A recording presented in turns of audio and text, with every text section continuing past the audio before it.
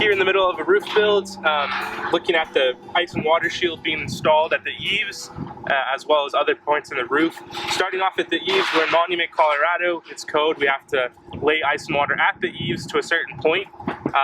Now, to go into further detail on what ice and water is and the reason why it's important for you and your roofing system, it is modified bitumen in composition. And now what that means is it's, as opposed to old felt paper or synthetic or even metal, it has self-healing capabilities. Now, when a nail comes through here, or any part of this, but when the heat activates, underneath this is a very tacky surface, and this will actually, when it heals, it'll heal around the nail, creating a flush surface where water won't get into.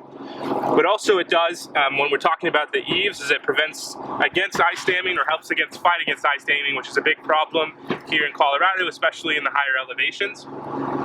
Now, we at Integrity Roofing and Painting put it in places that aren't necessarily required by code, but we always go above and beyond to protect you, the homeowner. That in particular is the valleys. Now, the valleys, a lot of the older ways of doing that is laying sheet metal all the way up and then starting your shingle courses over that. The problem with that method is metal, of course, doesn't heal around the nail, so all those critical points that you put fasteners. To demonstrate that, we just to show for the video of when you're laying, pretending this is metal, if you have fasteners here, all of these fasteners all the way up will be a point of potential leak in the valleys.